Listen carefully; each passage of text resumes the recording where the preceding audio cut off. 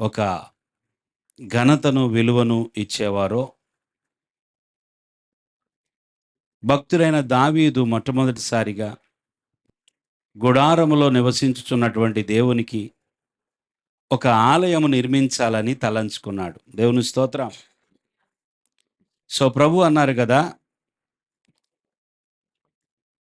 అది నీ ద్వారా కాదు, నీ కుమారుడైన సొలొమోను ద్వారా కట్టబడాలని ప్రభు చెప్పారు. గనుక దేవుని హృదయానుసారుడైనటువంటి దావీదు దేవుని మందిరానికి, దేవుని ఆలయానికి కావలసిన సమస్తాన్ని సమకూర్చాడు. దేవుని స్తోత్రం. చివరికి సొలొమోను, దావీదు కుమారుడుగా పిలువబడుతున్న సొలొమోను ద్వారా దేవుని యొక్క మందిరము, ఆలయము కట్టబడి ఉన్నది. ఇక 7వ అధ్యాయంలో చూసినట్లయితే దినవృత్తాంతాల గ్రంథము, 2వ దినవృత్తాంతముల గ్రంథము 7వ అధ్యాయములో మొదటి 2 వచనాల్లో ఏమని ఉంటుందంటే,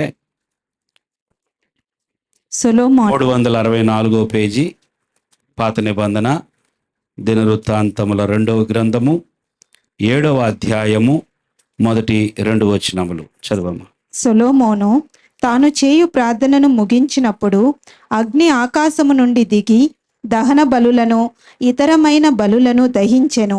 యెహోవా తేజస్సు మందిరము నిండెను. యెహోవా తేజస్సుతో మందిరము నిండినందున యాజకులు అందులో లేకయుండిరి. చాలు. సొలొమోను మందిరమును కట్టిన తర్వాత ఆ మందిరమును దేవుని కొరకు ప్రతిష్ఠ చేయటానికి సిద్ధపడినప్పుడు అతడు ప్రార్థన చేస్తూ ఉండగా జరిగిన సంఘటన గురించి మనం ఇక్కడ చదువుతూ ఉన్నాం. సొలొమోను తాను చేయు ప్రార్థనను ముగించినప్పుడు, దేవుని స్తోత్రం, ఏం ముగిస్తున్నాడు? ప్రార్థన. దేవుని మందిరము కట్టబడి ఉన్నది, దేవుని కొరకు ఒక స్థలము నిర్మించబడి ఉన్నది. ఆ మందిరమును కట్టిన తరువాత అతడు ప్రార్థన చేసి ముగించే సమయమందు అగ్ని ఆకాశము నుండి, దేవునికి స్తోత్రం, ఈ మాట ఎప్పుడైనా విన్నారా? అగ్ని ఆకాశము నుండి, దేవుని స్తోత్రం. అప్పుడు ఎందుకు వచ్చింది ఆ అగ్ని? అక్కడ ఉన్నటువంటి బలులను, ఆ బలి పశువును దహించటానికి అగ్ని దిగి వచ్చింది. అక్కడ ఆ అగ్ని దిగి రావడము వెనుక దేవుని యొక్క ఉద్దేశం ఏమిటి చెప్పండి? నేనే దేవుడను. హల్లెలూయా, హల్లెలూయా. ఏలియా 450 మందితో ఒక పోట్లాట పెట్టుకున్నాడు.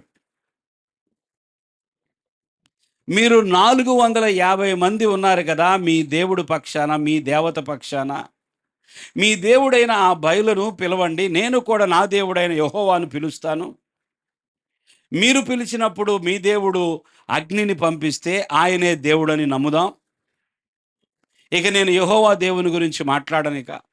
లేదా నేను పిలిచినప్పుడు నా దేవుడు కనుక అగ్నిని పంపిస్తే నా దేవుడే దేవుడని మీరందరూ కూడా, ఇశ్రాయేలీలు ముఖ్యంగా అందరూ కూడా ఒక నిర్ణయానికి రావాలి. ఇది పెద్ద. సో దేవుడు తాను ఉన్నానని బయలుపరుచుకున్నాడు. ఆమేన్. అగ్ని దిగి వచ్చింది. దేవుని యొక్క మందిరము, ఇక్కడేమో దేవుని మందిరము. ఇక్కడ దేవుని మందిరములో దేవుని కొరకు బలులు అర్పించగా నేను ఉన్నాను అని తెలియపరచడానికి ఇక్కడ కూడా సొలొమోను ప్రార్థన విషయంలో కూడా దేవుడు పరలోకము నుండి అగ్నిని పంపించాడు. దేవునికి ఒక పేరు ఉన్నది, ఆయన దహించు అగ్ని అయి ఉన్నాడు. ఆమేన్, హల్లెలూయా. దేవుడు ఎవరండి? దేవుడు ఆత్మ అయి ఉన్నాడు, దేవుడు ప్రేమస్వరూపి అయి ఉన్నాడు, దేవుడు దహించు అగ్ని అయి ఉన్నాడు. ఇలా అనేకమైన విషయాలు ఉన్నాయి. దేవుడు దహించు అగ్ని అయి ఉన్నాడు. పరలోకము నుండి, ఆకాశము నుండి ఏమొచ్చింది చెప్పాలి? అగ్ని వచ్చింది. దేవుని స్తోత్రం. సో ఐ ఆమ్ దేర్, నేనున్నాను, నేనున్నాను. ఆకాశం నుండి అగ్ని వచ్చిందంట.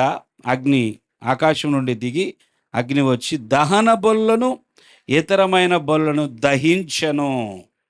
యెహోవా తేజస్సు మందిరము నిండా నిండెను. యెహోవా తేజస్సు మందిరము నిండా, యెహోవా తేజస్సుతో మందిరము నిండినందున యాజకులు అందులో ప్రవేశింప లేకయుండిరి.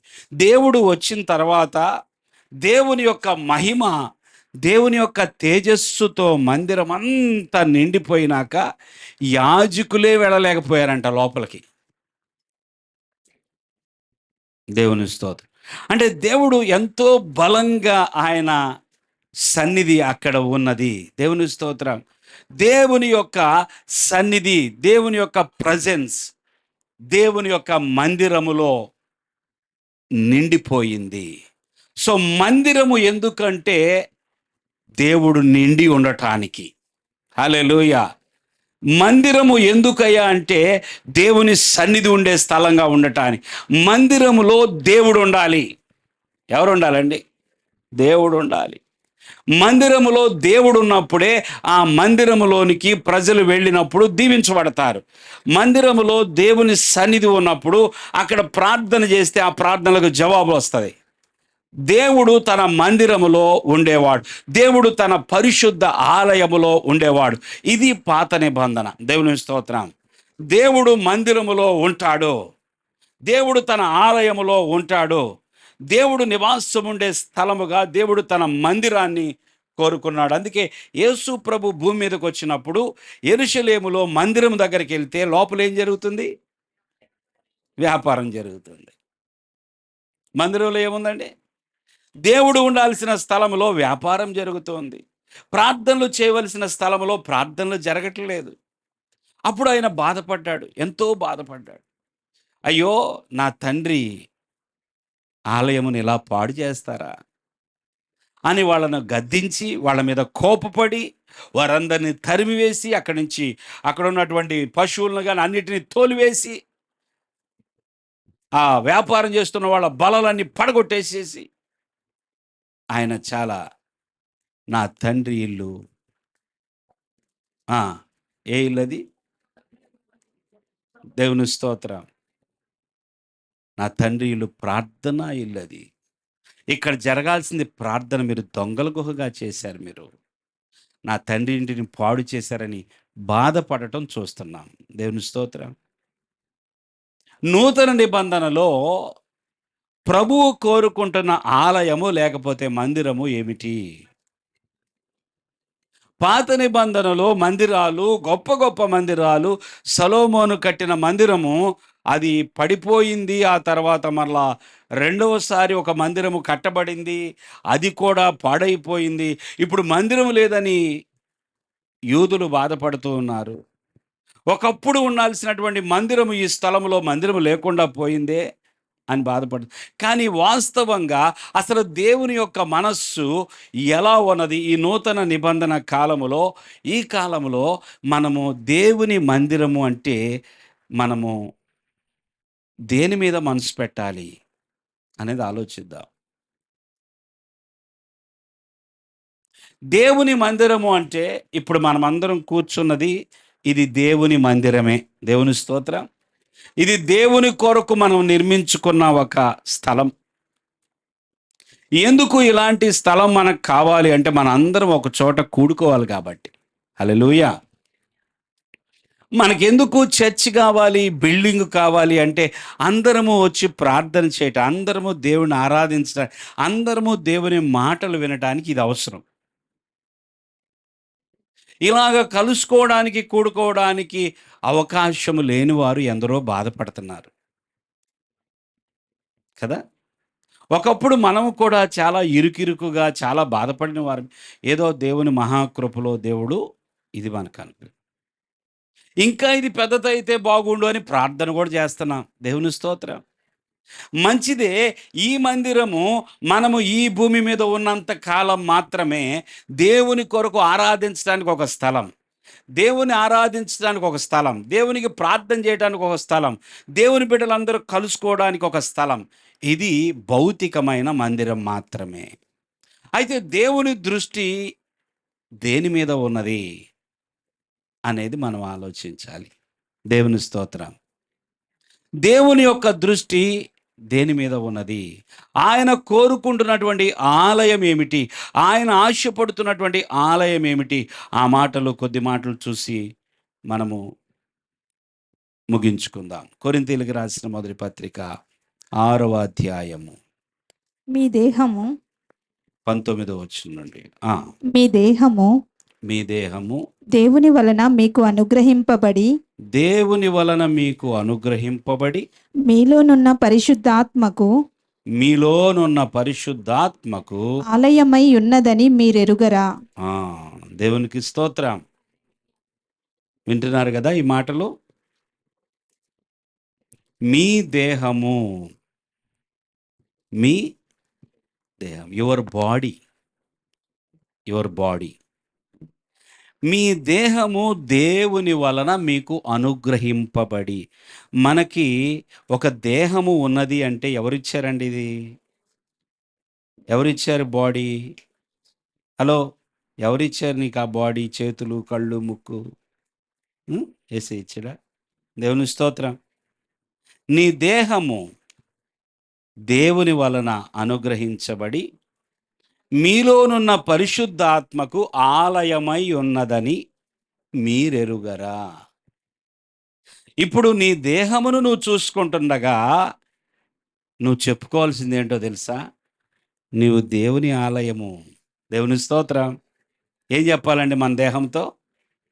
నువ్వు దేవుని ఆలయము. You are a temple of God. నువ్వు దేవుని మందిరము, నువ్వు దేవుని ఆలయము. ఈ సత్యమును తెలుసుకోవాలని ప్రభు మాట్లాడుతూ ఉన్నాడు. ఏం చెప్తుంది వాక్యము అంటే, నీవే ఒక ఆలయము. దేవుని స్తోత్రం. అది మీరు ఎరుగరా? చాలాసార్లు మనం ఏమై ఉన్నామో మనం ఎరుగకపోవటం వలన చాలా అనర్థాలు జరుగుతూ ఉంటాయి. ఈ దేహము, నా దేహము దేవుని వలన ఇవ్వబడింది. హల్లెలూయా. ఈ దేహము నా దేవునికి ఆలయము. I am a temple. దేవునికి స్తోత్రం. నేనే ఒక ఆలయం. అందరు చెప్పండి ఆ మాట. నేను పరిశుద్ధాత్మకు ఆలయం అని చెప్పండి. దేవుని స్తోత్రం. యేసు ప్రభు ఒకరోజు యెరూషలేములో ఉన్న ఆలయం దగ్గరికి వెళ్ళి ఈ ఆలయాన్ని పడగొట్టండి అన్నాడు కదా. ఏమన్నాడండి? యోహాను సువార్త 2వ అధ్యాయం. అక్కడ ఉన్న వాళ్ళకి చాలా కోపం వచ్చేసింది. ఈ మాట మాట్లాడగానే వాళ్ళకి బాధేసింది. 2వ అధ్యాయము 19వ వచనం. యేసు ఈ దేవాలయమును పడగొట్టుడి, ఈ దేవాలయమును పడగొట్టుడి, 3 దినములలో 3 దినములలో దాన్ని లేపుదునని వారితో చెప్పెను. ఆగండి. దేవాలయము దగ్గరికి వెళ్ళి ఏమంటున్నాడండి యేసయ్య? ఈ దేవాలయమును పడగొట్టండి. కోపం వస్తుందా రాదా? ఇప్పుడు మన మందిరాన్ని ఎవరైనా పడగొడుతుంటే మనకు కోపం వస్తుందా రాదండి? చెప్పండి. ఏ మందిరమైనా, ఏ ఆలయమైనా పడగొడుతున్నప్పుడు కోపం వస్తుంది కదా. యేసయ్య అంటున్నాడు కదా, మీరు ఈ దేవాలయమును లేదా ఈ దేవాలయమును పడగొట్టుడి, 3 దినముల్లో దాన్ని లేపుతానంటున్నాడు. కింద మాటలు. యూదులు ఈ దేవాలయము 46 సంవత్సరములు కట్టిరే, నీవు 3 దినములలో దాన్ని లేపుదువా నిరి. ఎన్ని సంవత్సరాలు కట్టారంటండి ఆలయం? 46 సంవత్సరాలు. ఎవరైనా కడతారా? 46 సంవత్సరాలు. 46 సంవత్సరాలు కట్టారంట మరి వాళ్ళు. 46 సంవత్సరాలు కట్టిన దాన్ని పడగొట్టండి 3 రోజుల్లో లేపుతారంటే ఏమనిపిస్తుంది? కోపం రాదా? ఆయన ఏం మాట్లాడుతున్నాడో వీళ్ళకి అర్థం కాల, అందుకనే కోపం వచ్చింది వాళ్ళకి. 46 సంవత్సరాలు కట్టిన ఆ దేవాలయమును నువ్వు పడగొట్టమంటావా? పైగా నువ్వు 3 రోజుల్లో లేపుతావా దాన్ని? చూడండి కిందకెళ్తే, అయితే ఆయన తన శరీరమును దేవాలయమును గూర్చి ఈ మాట చెప్పెను. చప్పట్లు కొడదాం దేవునికి. దేవుని దృష్టిలో దేవాలయము ఏమిటి? దేవుడు కోరుకుంటున్న దేవాలయము, టెంపుల్ ఏమిటి? అది గుర్తించాల. తన శరీరం అనే దేవాలయము, దేవునికి స్తోత్రం. తన శరీరం అనే దేవాలయం. నీ శరీరము నువ్వు సన్నగా ఉన్నా పర్వాలా, నువ్వు లావుగా ఉన్నా పర్వాలా, నీదే కలర్ అయినా పర్వాలా, కానీ నీవు దేవునికి ఆలయం. దేవునికి స్తోత్రం, దేవునికి స్తోత్రం. నీ దేహము దేవునికి ఆలయం. నీకు అనుగ్రహించబడిన దేవుడు, నీకు అనుగ్రహించిన దేహం అంతయు కూడా అది దేవాలయం. తన శరీరమును గూర్చి ఆయన చెప్తున్నాడు. ఇంతకీ ఆయన తన శరీరాన్ని పడగొట్టడం అంటే దేని గురించి మాట్లాడుతున్నాడో తెలుసా? మీరు నన్ను చంపిన ఎడల నేను 3 రోజుల్లో మళ్ళా లెగుస్తా. హల్లెలూయా. ఈ దేవాలయాన్ని పడగొట్టండి అంటే వాళ్ళేమో 46 సంవత్సరాలు కట్టిన దేవాలయం అనుకుంటున్నారు వాళ్ళు. ఈ దేవాలయం, దేహం అనే దేవాలయం. దేవునికి స్తోత్రం. చూడండి, ప్రపంచంలో ఎన్నో గొడవలు జరుగుతున్నాయి కదా. ఎందుకో తెలుసా? ఎవరిదో దేవాలయం పడగొడితే గొడవలు. మా దేవుడు కోసం మేము కట్టుకున్న ఆలయం, ఇంకొకరు మా దేవుడు ఆలయం ఎక్కడ ఉండేది? ఈ 24 గంటలు భౌతికమైన ఆలయం కోసమే కొట్టుకుంటున్నారు. ఆ కొట్లాట మానేసి అసలు దేవుడు కోరుకుంటున్న ఆలయం ఏమిటో గుర్తించమంటున్నాడు దేవుడు. దేవుని స్తోత్రం. చూడండి దేవుని బిడ్డలారా, ఈ భూమి మీద ఉన్న ప్రతి ఆలయము లేదా ప్రతి మందిరము పడగొట్టిన దేవునికి మాత్రం ఆలయం ఉంది.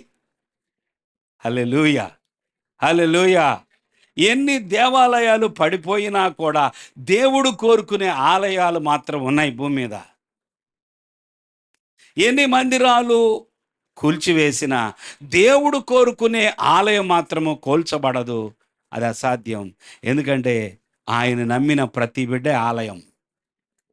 హల్లెలూయా. దీన్ని ఎప్పటికీ మర్చిపోవద్దు మీరు. ఒకవేళ మందిరములో కూడుకొనుట సాధ్యం కాలేదనుకోండి, దేవుడు లేడా? ఇక నీకు లేడా?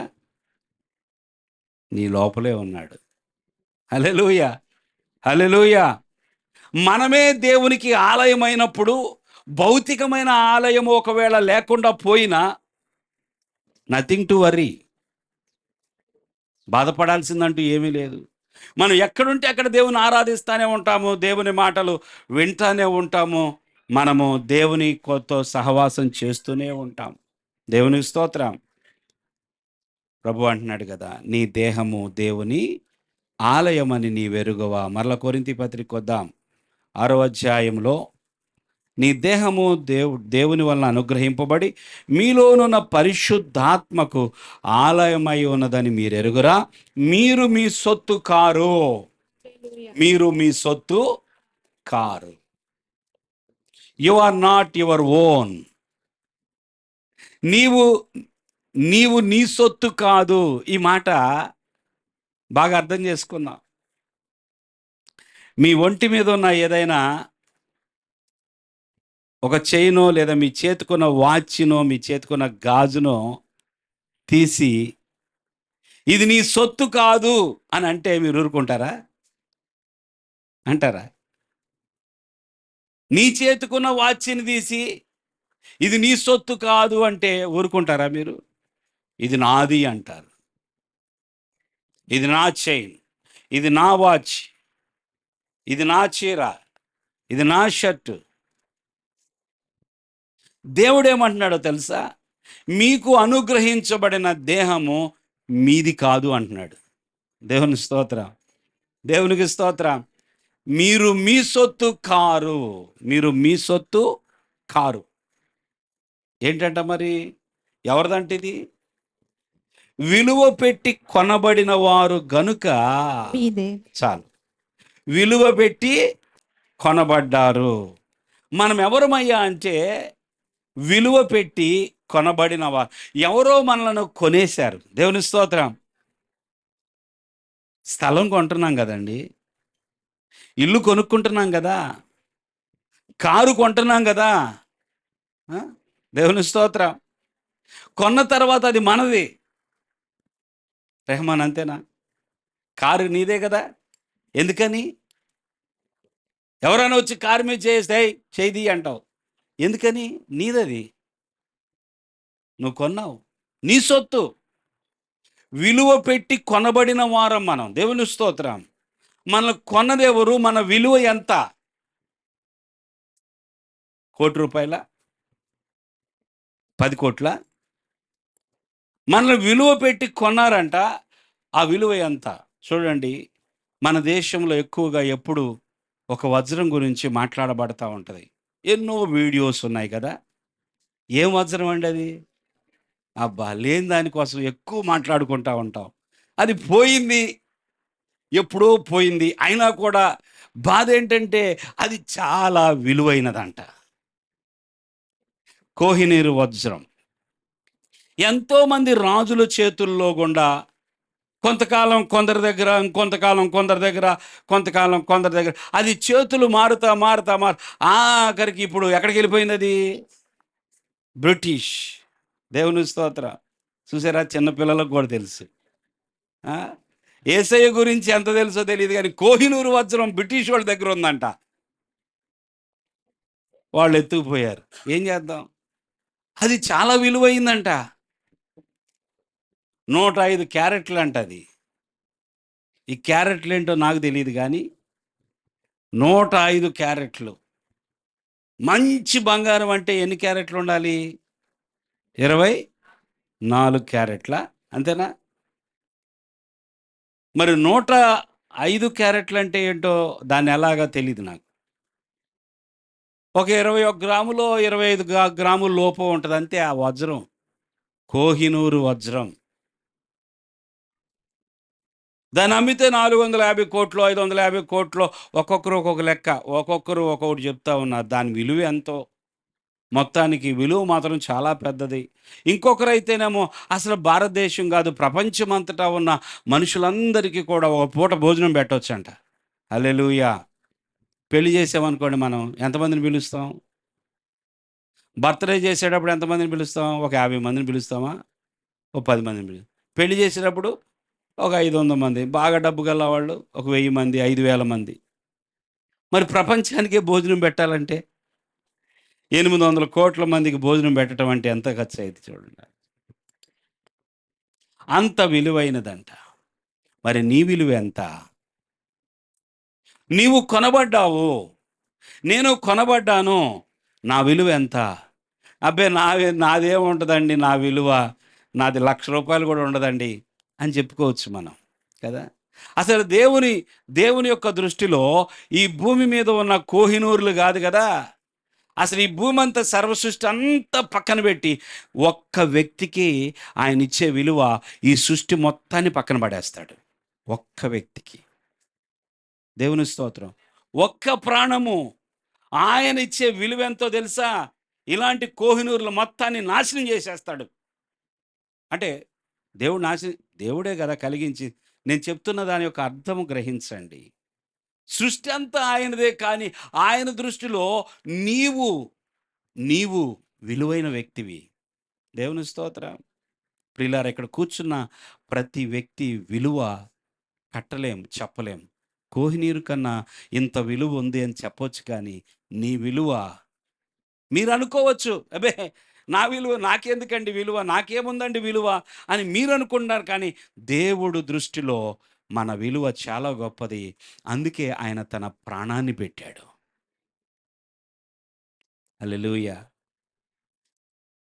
దేవుడేంటి, ప్రాణం ఏంటి? దేవుడికి అసలు ప్రాణం పోదు. దేవుడు అంటే ఆయన నిత్యము జీవించేవాడు, నిరంతరము సజీవుడైన. దేవునికి స్తోత్రం. అలాంటి దేవుడు తను ప్రాణం పెట్టడానికి మానవ శరీరంలోకి వచ్చి ప్రాణం పెట్టాడంటే ఎంత విలువిస్తున్నాడండి. తన పరిశుద్ధ రక్తము చేత యేసయ్య ఏం చేశాడు? మనల్ని కొన్నాడు. కాబట్టి మనం మన సొత్తు కాదు, మనము మన సొత్తు కాదు, మనము కొనబడ్డ వారము. మనల్ని కొన్నది దేవుడు. దేవునికి స్తోత్రం. దేవుడే మనకి అధికారి. ఈ దేహం పైన ఎవరికుందండి హక్కు? దేవునికి స్తోత్రం. దేవునికి స్తోత్రం. ఈ దేహము ఆయన కొనుక్కున్నది ఎందుకో తెలుసా? లోపలికి వచ్చి ఉండాలని. చప్పట్లు కొడదాం. ఈ దేహాన్ని దేవుడు కొన్నది ఎందుకో తెలుసా? నువ్వు నాకు ఆలయముగా ఉంటావా, నేను నీ లోపలికి వచ్చి ఉంటాను. దేవుని స్తోత్రం. దేవుడా లోపలికి రా. హల్లెలూయా. అడుగుతారా? Come in side. యేసయ్యా నా లోపలికి రా ప్రభువా. యేసయ్యా నా హృదయంలోకి రా ప్రభువా. నేను నీకు ఆలయముగా ఉంటాను. ఎలా ఉంటాను? ఆలయముగా ఉంటాను. ప్రియులారా, మనము దేవుని ఆలయం. గుర్తుపెట్టుకోండి, మనమే దేవుని ఆలయము. మన లోపల పరిశుద్ధాత్ముడు నివాసం ఉంటున్నాడు.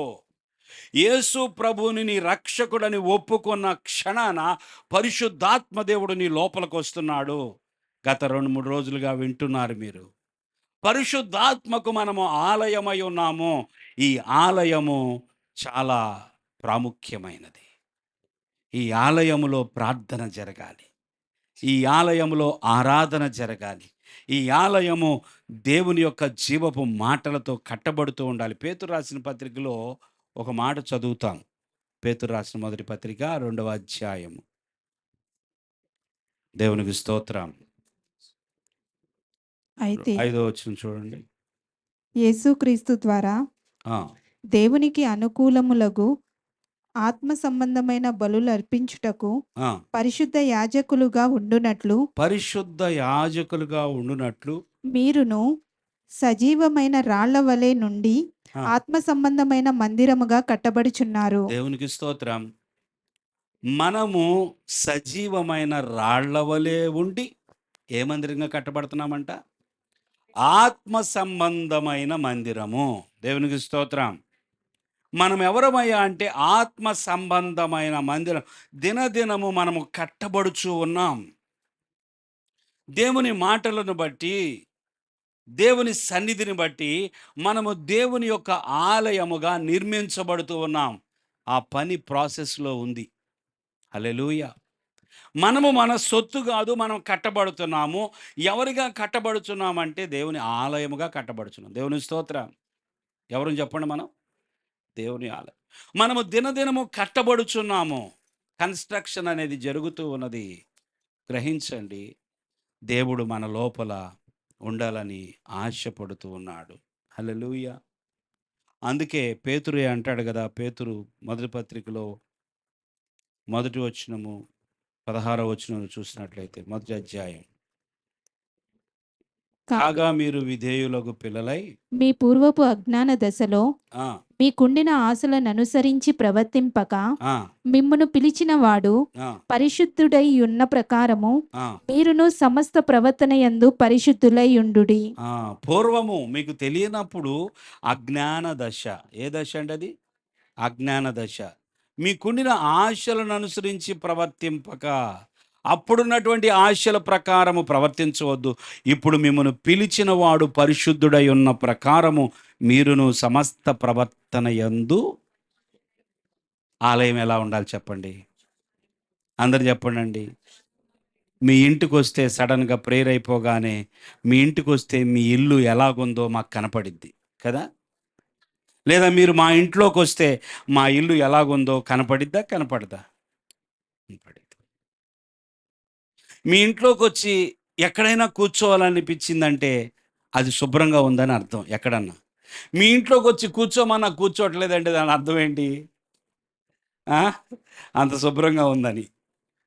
కుర్చీ వేసినా కుర్చీలో కూర్చోవట్లేదు, కూర్చోబుద్ధి కావట్లేదు. ఎందుకని? కుర్చీ బాలా. మంచం మీద కూర్చోమంటే మంచం బాలా. అంటే శుభ్రం లేదు. అది ఇల్లే కానీ ఏమి లేదు, శుభ్రం లేదు. ఇది ఆలయం అయితే ఇది శుభ్రంగా ఉండాలి. దేవుని స్తోత్రం. దేవుని స్తోత్రం. ఈ ఆలయాన్ని ప్రతిరోజు ప్రతిదినము ఏం చేసుకోవాలండి?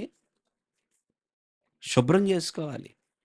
ఇది దేవుని ఆలయం, దేవుడు కొన్నాడు గనక ఇది పరిశుద్ధ ఆలయముగా ఉండునట్లు నేనొచ్చి మీ ఆలయాన్ని శుభ్రం చేస్తానా? చెప్పండి. ఎవరు శుభ్రం చేయాలి? ఎవరికి వాళ్ళే. మీ ప్రక్కన కూర్చున్న వాళ్ళు మీ దేహాన్ని లేదా మీ ఆలయాన్ని శుభ్రం చేయలేరు. పరిశుద్ధంగా ఉండటం అనేది ఎవరి బాధ్యత? అందరి బాధ్యత. దాన్ని పరిశుభ్రంగా ఉంచుకోవాల్సిన బాధ్యత మనదే. మన ప్రవర్తన, మనకున్న ఆశలను బట్టి, దేన్ని బట్టి అండి? పూర్వమందు అజ్ఞాన దశలో ఉన్నప్పుడు మనకున్న ఆశను బట్టి ప్రవర్తిస్తే పోయినట్టే. అర్థమైందా? పూర్వమందు ఉన్నటువంటి ఆశలు మంచివి కాదు. యేసు క్రీస్తులోకి వచ్చిన తర్వాత మన ఆశలు, మన కోరికలు మారిపోయాయి. దేవుని స్తోత్రం. పరిశుద్ధంగా ఉండాలి. ఈ ఆలయం పరిశుద్ధంగా ఉండాలి. దేవుడు నిన్ను ఎందుకు కోరుకుంటున్నాడంటే పరిశుద్ధంగా ఉండాలి. దేవునికి స్తోత్రం. అదే కొరింథీ పత్రికలో అక్కడే ఉంటుంది. ఆ పై వచనంలో చూసినట్లయితే 6వ అధ్యాయం, కొరింథీయులకు రాసిన మొదటి పత్రిక 6వ అధ్యాయం. మీ దేహం మీది కాదు, మీ దేహములు ఆ, క్రీస్తునకు అవయవములై ఉన్నవని మీరెరుగరా? ఆ, నేను క్రీస్తు యొక్క అవయవములను తీసుకొని క్రీస్తు యొక్క అవయవములను తీసుకొని వేశ్య యొక్క అవయవములుగా చేయుదునా? ఆ, అదెంత మాత్రమును తగదు. తగదు. 18వ వచనంకి వస్తే జారత్వమునకు దూరముగా పారిపోవుడి. ఆ, మనుష్యుడు చేయు ప్రతి పాపమునకు దేహమునకు వెలుపల ఉన్నది గాని ఆ, జారత్వం చేయువాడు తన సొంత శరీరమునకు హానికరముగా పాపం చేయుచున్నాడు. సో ఇక్కడ ఏమర్థమవుతుంది మనకి? ఇది దేవుని ఆలయము, ఇది దేవుని సొత్తు. మన దేహము ఎవరిది? మనది కాదు, దేవునిది అని చెప్పినప్పుడు ఇక్కడ పరిశుద్ధంగా ఉండటం అంటే, దేహము పరిశుద్ధంగా ఉండటం అంటే ఏంటో తెలుసా? జారత్వమునకు దూరముగా, ఈ శరీరములో జరిగే పాపానికి దూరంగా ఉండండి. జారత్వమునకు దూరముగా పారిపోవుడి. మనుష్యుడు చేయు ప్రతి పాపమును దేహమునకు వెలుపల ఉన్నది కానీ జారత్వము చేయువాడు తన సొంత శరీరమునకు హానికరముగా చేయుచున్నాడు. చూడండి, మనము దేవుని ఆలయం. దేవుని స్తోత్రం. ఇది పరిశుద్ధంగా ఉండాలి. అది పాడవడం అనేది దేవుడు సహించలేడు. ఇప్పుడు రండి 3వ అధ్యాయానికి, కొరింథీయులకు రాసిన మొదటి పత్రిక 3వ అధ్యాయం 16వ వచనం. మీరు దేవుని ఆలయమై ఉన్నారనియు దేవుని ఆత్మ మీలో నివసించుచున్నాడనియు ఆ, మీరెరుగరా? మళ్ళీ ప్రశ్న. 6వ అధ్యాయంలో అదే ప్రశ్న, 3వ అధ్యాయంలో అదే ప్రశ్న. ఎవడైనను దేవుని ఆలయమును పాడు చేసిన ఎడల దేవుడు వానిని పాడు చేయును. చాలు. ఇది వార్నింగ్. ఎవడైనను దేని పాడు చేస్తే? దేవుని ఆలయాన్ని పాడు చేస్తే. ఎవడైనను ఈ దేహాన్ని పాడు చేస్తే, నా ఇష్టం అంటారు కదా అందరూ. ఏమంటారు చెప్పండి? నా ఇష్టం. ఒక త్రాగుబోతు దగ్గరికి వెళ్ళి, ఎందుకయ్యా అట్లా తాగుతున్నావు? నీ దేహం పాడైపోయిద్ది, నీ బాడీ చెడిపోయిద్ది, నీ లివర్ పాడైపోయిద్ది అన్నామనుకోండి, ఏమంటాడు? నా లివరో, నా కిడ్నీ, నా గుండె, నా ఇష్టం అంటారా? అనరా? దేవుడు ఏమన్నాడు తెలుసా? నీవు నీ సొత్తు కాదు, నీవు విలువ పెట్టి కొనబడిన వాడవు. నీ దేహము నా ఆలయము. ఇప్పుడు నా ఇష్టం ఎక్కడుంది? ఇప్పుడు ఇక్కడ నిజంగా మీ దేహము అది దేవుని ఆలయమని మీరు ఒప్పుకున్నప్పుడు ఏమంటారు తెలుసా? దేవుని ఇష్టం అంటారు. చెప్పండి అందరూ, చెప్పండి అండి. ఇప్పుడు దాకా ఏమన్నాం మనం? నా ఇష్టం అన్నాం. ఇప్పుడు ఏమంటున్నాం? ఎందుకని? ఇది దేవునిది. ఈ దేవుని ఆలయాన్ని నువ్వు పాడు చేస్తే, ఎవడైనా పాడు చేసిన ఎడల నేను వాణ్ణి పాడు చేయదును. మన లాజర్ బ్రదర్ ఉన్నాడు కదా, వాళ్ళ పెదనాన్న పట్నం గారు. ఆయన పేరేం పేరు చెప్పండి? పట్నం. ఇంకో మాట చెప్తే అసలు అర్థం కాదు మీకు. అసలు పేరు చెప్పనా? పేరే పట్నం. ఏం పట్నం? పేరే పట్నం. నీ పేరేంటంటే ఆయన ఏం చెప్తాడు? పేరే పట్నం అంటాడు. అదే నీ పేరేంటన్నావు అనుకోండి, అదేనయ్యా నా పేరేంటి? పేరే పట్నం. ఆయనతో ఒకరోజు నేను ఈ మాట చెప్పాను, నువ్వు దేవుని ఆలయాన్ని పాడు చేస్తే దేవుడు నిన్ను పాడు చేస్తాడన్న. ఆయనతో ఎవరు వాదన పెట్టుకోరు, పొరపాటును కూడా, తెలిసిన వాళ్ళు ఎవ్వరూ కూడా. నేను ఎప్పుడు ఆయనతో నేను పెద్దగా ఆ తాత బాగున్నావా అంతవరకే లెక్క. కొంచెం ధైర్యం వచ్చింది ఒకరోజు. ఆ రోజు ఏమన్నానంటే, నువ్వు దేవుడు ఆలయాన్ని పాడు చేస్తున్నావు, దేవుడు నిన్ను పాడు చేస్తాడన్న. ఎరా బైబిల్ కాలేజీకి వెళ్ళి వచ్చి ఆ, నన్ను ఇంత మాట అంటావా? నువ్వు బైబిల్ నేర్చుకున్నంత మాత్రాన వాక్యం నాకు తెలియదు అనుకుంటున్నావా? వాక్యం అన్నాడు. ఏం తీపిస్తాడా అనుకున్నా. కడుపు జబ్బు నిమిత్తం కొంచెం ద్రాక్షరసం పుచ్చుకొని అనే వాక్యం చదివిచ్చాడు. నాకు దిమ్మ తిరిగింది. ఈయన పేరే పట్నం, ఆయనతో జాగ్రత్తగా ఉండాలి కదా. కడుపు జబ్బు నిమిత్తం ఏం తీసుకోవాలంట? నేనన్నాను, నీకు ఏ జబ్బు ఉందన్నా? జబ్బు బట్టే. ఎంతకాలం నుంచి తాగుతున్నావు? ఏ జబ్బుని బట్టి తాగుతున్నావు? అసలు తాగాల్సింది ఏంటి ఇక్కడ? ఎవరిని మోసం చేద్దాం అనుకుంటున్నావు? ద్రాక్షరసం అంటే ఏంటి? వైన్ అంటే ఏంటి? బయట దొరికే వైన్ ఏంటి? ఇక్కడ చెప్పబడే ద్రాక్షరసం ఏంటి తెలుసా నీకు అని ఫస్ట్ టైం ఆయన నోట్లో నుంచి సమాధానం రాలా. సర్లేరా ప్రార్థన చేయి, సరెండర్ అయిపోయాడు. దేవునికి స్తోత్రం. ఈ దేహము దేవుడు నీకు ఇచ్చాడు, దీనితో నువ్వు జాగ్రత్తం చేస్తావా?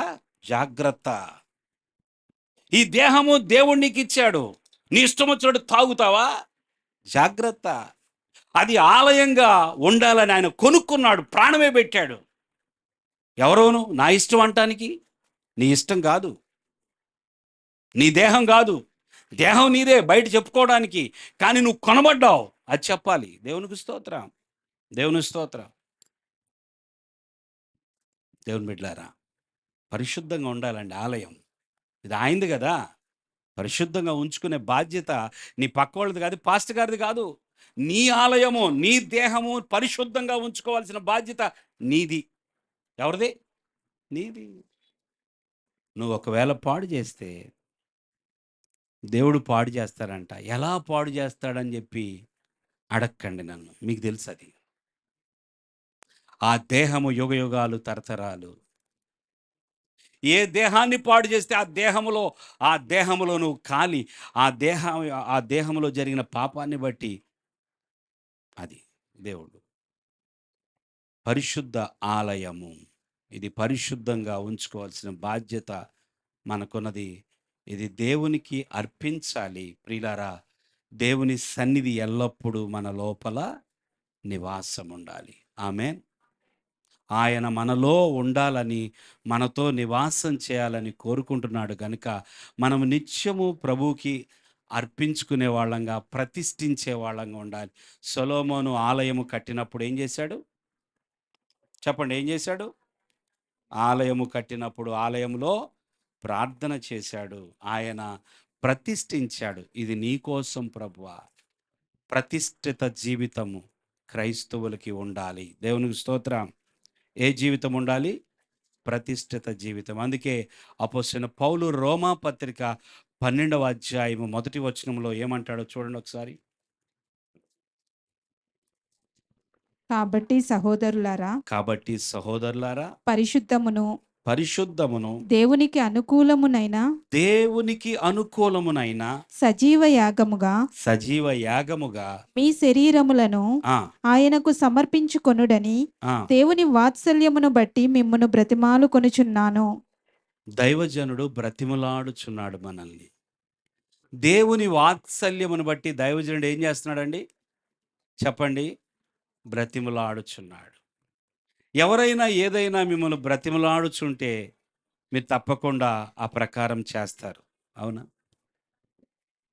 దేవుని వాత్సల్యమును బట్టి మిమ్మల్ని బ్రతిమలాడుచున్నాను, సజీవ యాగముగా మీ శరీరమును ఏం చేయాలి?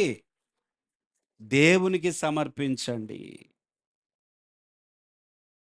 నా చెయ్యి నేను సమర్పించను, నా కళ్ళు నేను సమర్పించను, మిగతాదంతా సమర్పిస్తా అనకూడదు. నా కాళ్ళు నేనివ్వను, నా చేతులు మాత్రం ఇస్తా అనకూడదు. అర్థమైందా? దేహమంతా సజీవ యాగముగా సమర్పించాలి. దేవునికి స్తోత్రం. ఈ దేహమంతా ఇది దేవుని కొరకని సమర్పించాలి. హల్లెలూయా! హల్లెలూయా! ప్రభువా, నేను నా సొత్తు కాదయ్యా, నేను నీ సొత్తు అని చెప్పాలి. నాదంతా ఇది నువ్వు కొన్నావు. సజీవ యాగముగా ఈ భూమి మీద ఎవరైతే వారి దేహాలను సమర్పించుకుంటారో వారే నిజమైన దేవుని ఆలయములు. హల్లెలూయా! ఎవరు ఆలయములంటే ఎవరైతే సజీవ యాగముగా దేవునికి సమర్పించుకుంటారో. ఇప్పుడు మనం ఏదైనా కానుక తీసుకొచ్చినప్పుడు ఏం చేస్తున్నాం? పెట్లో వేస్తున్నాం. ఇది దేవునికి అని ఇచ్చేస్తున్నాం. అయిపోయింది. ఏం చేసాం? దేవునికి అని ఇచ్చేసాం. ఇచ్చిన తర్వాత మళ్ళా రేపు పొద్దునొచ్చి, పాస్టర్ గారు నిన్న నేను కానుక పెట్టెలో దేవునికి ఒక కానుకేశాను, అది నాకు కావాలండి అన్నారనుకోండి. లేదమ్మా అంటా నేను. అది నువ్వు దేవునికి ఇచ్చేసావు కదా! ఇక లేదది అంట. అబ్బే! అట్లా కుదరదండి, నా కానుక నాకు కావాలన్నారనుకోండి. ఇక మీతో గొడవ పడలేక నేనేమైనా తీసుకొచ్చి మీకు ఎంతేసావమ్మా అని అడిగి ఇచ్చేయాలి. అంతే కదా! ఇచ్చిన తర్వాత తిరిగి అడిగితే ఎలా ఉంటది? అలాంటోళ్ళు ఉన్నారా ఇక్కడేమన్నా? ఎవరికో ఏదో ఇచ్చారు. ఇచ్చిన తర్వాత తిరిగి అడిగితే ఎలాగుంటది? అంటే తిరిగి ఇవ్వమని ఇస్తే అది వేరే. తిరిగి ఇవ్వమని ఇచ్చేది వేరే. నేనేమంటున్నానంటే, ఇది నేను నీకు గిఫ్ట్‌గా ఇచ్చేస్తున్నాను, నీకు సమర్పిస్తున్నాను అన్నప్పుడు మరలా ఎళ్లి అడిగితే వాళ్ళిస్తారా? ఇవ్వరు. దేవునికి ఒకసారి మనము నీ కోసమే ప్రభువా నేను అని మళ్ళా మెట్లు దిగి ఎవరు చెప్పారా మాట అన్నట్టుగా ప్రవర్తించొచ్చా? చర్చిలో ఏమని చెప్తున్నాం మనం? ప్రభువా, సజీవ యాగముగా చెప్పాలి. నా దేహమును, నా శరీరాన్ని, నా జీవితాన్ని నీకు సమర్పిస్తున్నానయ్యా అని చెప్పి మెట్లు దిగేసిన తర్వాత నాది నాకే అన్నట్లుగా ప్రవర్తిస్తే దేవుడు ఏం చేయాలి? ఏం చేస్తాడు? అలా చేయొద్దని పౌలు రాస్తున్నాడు. మీరు దేవునికి సమర్పించినప్పుడు మర్చిపోండి ఇక. కానుక విషయంలోనే దేవుడు అలా చెప్తాడు కదా! మీ కుడి చేయి చేసిన దాన్ని ఎడమ చేతికి కూడా తెలియనివ్వకండి అంటున్నాడు. అంటే తెలియకుండా ఎలాగుంటది? అక్కడ అర్థం చేసుకోవాల్సింది ఏంటి? మీరు ఒకసారి దేవుని నిమిత్తము అని కదా! కొన్నిసార్లు దేవుని కోసం మా బిడ్డల్ని దేవుని కోసం సమర్పిస్తున్నాము అని అంటారు కదా! అంటే ఏంటి దాని అర్థం? దేవుని సేవ కొరకు ఈ బిడ్డను సమర్పిస్తూ ఉన్నాను. నా తల్లిదండ్రులైతే అలాగేం అనలా. ఏ పాస్టర్ గారి దగ్గరికెళ్ళి, ఇదిగో ఈయన్ని దేవుని సేవ చేయాలని ఇచ్చేస్తున్నాము అని అనలా. కానీ సేవ కొరకు వెళ్ళమని ప్రోత్సహించారు. వెళతానన్నప్పుడు ఆపలేదు. దేవుని స్తోత్రం. వెళ్ళిన తర్వాత కొద్ది రోజుల తర్వాత ఇక సేవొద్దు, ఏమొద్దు, చాలించేసి వెనక్కొచ్చేయమని కూడా అనలేదు. అందును బట్టి దేవుని స్తోత్రం. ఒక్కసారి దేవునికి అర్పించబడిన తర్వాత కష్టమో, నష్టమో ఏంటి? పెళ్ళయిన తర్వాత కష్టమో, నష్టమో, తన్నులో, గుద్దులో తప్పిద్దా? తప్పదా? ఏమైపోయింది? పెళ్ళయిపోయింది. పెళ్ళైపోయిన తర్వాత తన్నితే తన్నించుకోవడం, గుద్దితే గుద్దించుకోవడం, తిడితే తిట్టించుకోవడం, ఇంతకు మించి ఇక నేను తట్టుకోలేకపోతున్నాను బాబోయ్ అంటే అప్పుడు విడాకులు తీసుకుంటారు కదా. ఒకసారి సమర్పించుకున్న తర్వాత 99% పెళ్ళిళ్ళే బ్రేక్ అవ్వవు. కొన్ని దేశాల్లో బ్రేక్ అయిపోతున్నాయి ఊరికే. రోజులు మారిపోయినాయి. ఒక మాట "డే పో నువ్వెంత నేనెంత" అలాంటి పెళ్ళిళ్ళు ఈ రోజుల్లో ఎక్కువైపోయినాయి. ఇప్పుడు అసలు పెళ్ళిళ్ళు నిలబడతలా. పటాపట్. దేవునికి ఒకసారి సమర్పించుకున్న తర్వాత నేను నీ సొత్తు. నీకేమైనా కానీ ప్రభువా, ఈ దేహము విరిగి మొక్కయింది. నా దేహంలో ఒక పార్ట్ మొక్కయిపోయింది. నీదేగా అది. అది నీదేగా. ఈ దేహాన్ని నీకు నేను అర్పించేశాను గదా! ఈ దేహంలో నేను పరిశుద్ధంగా జీవిస్తున్నాను గదా! ఈ దేహము నీ ఆత్మకు ఆలయముగా ఉన్నది గదా! ఈ దేహములో నా కోరికలు గాదు, నీ ఇష్టము, నీ ప్రకారమే జరుగుతుంది గదా! ఏమైనా సరే అందుకే యోబు అంటాడు, నన్ను ముక్కలు చేసినా నేను ఆయన కొరకే కనిపెడతానంటాడు. దేవుని స్తోత్రం. అంతేనా? నన్ను చంపి, నన్ను ముక్కలు చేసినా నేను యెహోవా కొరకే కనిపెట్టుకొని ఉంటానంటాడు. ఇది నాది కాదు ఆయనకిచ్చేశాను. దేవుని స్తోత్రం. అప్పుడప్పుడు చెప్తూ ఉంటాను గదా! ఒక సహోదరుడు బాప్తిసం తీసుకునే టైంలో ఏం చేశాడంట? 2 ఏళ్ళు పైకెత్తాడంట. పాస్టర్ గారండి బాప్తిసం ఇవ్వండి గానీ, ఈ 2 ఏళ్ళకి మాత్రం ఇవ్వొద్దు అంటున్నాడంట. 2 ఏళ్ళు తడవనియొద్దండి అంటున్నాడంట. ఎందుకని? ఆయన బాధేంటి? అదా సమర్పణ కదా! దేవుడికి నడినెత్తి నుండి అరికాలు వరకు ఈ దేహమంతా సమర్పించాలి. హల్లెలూయా! హల్లెలూయా!